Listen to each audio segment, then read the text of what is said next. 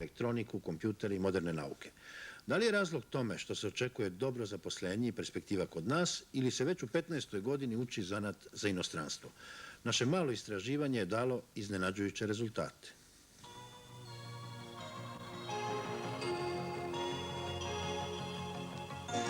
U ovoj školi, po dobru čuvenoj u celoj zemlji, školuju se budući programeri, molekularni biolozi, laserski fizičari, genetičari, svetski prvaci u matematici. Tu se upisuju samo super đaci i uglavnom postaju i super stručnjaci. O njihovom znanju brine i 15 profesora univerziteta.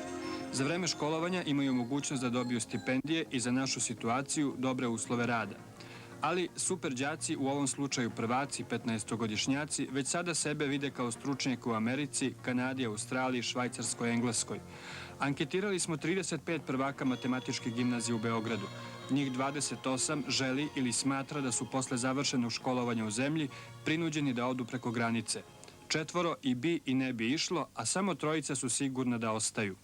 Pa u mom budućem pozivu najvažniji uslovi rada bili bi ti da neko ceni moj rad uopšte, to da moje znanje bude iskorišćeno na neki najbolji mogući način i uglavnom da svi uslovi rada budu dobri, da mogu da sve ono što sam naučila tolikih godina da mogu da primenim svoje znanje. Te uslove nikako nemam ovde, jer ovde bi morala da čekam dugo na posao, da ne mogu da radim u preduzeću u kome bi ja želela, ne bi imala dobre uslove za rad, ne, to ovde nema.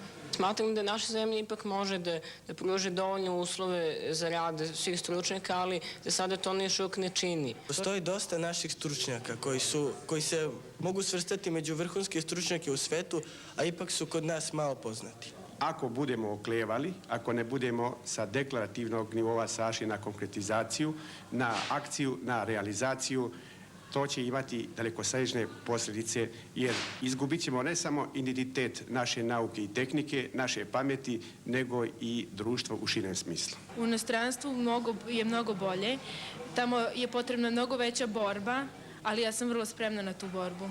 Ja ne bih želela da odem u inostranstvo, prvenstveno bih želela da ostanem u svojoj zemlji, da uradim nešto za svoju zemlju, ali ako budu ovakvi uslovi, najverovatnije. Ideš? Idem.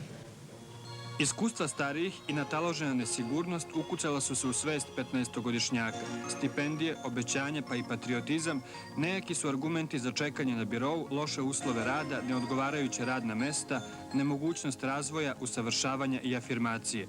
Doduše, oni veruju da bi za 8 do 10 godina nešto moglo da se promeni. Pa moralo bi, jer izvoz pameti je za našu državu mnogo skuplji od izvoza onoga što ta pamet izmisli. Moralo bi, ako mislimo da zadržimo bar neke druge klince. Ovi današnji nisu ni fudbaleri, pa da im u startu damo sve i padnemo na kolena kad pomenu inostranstvo.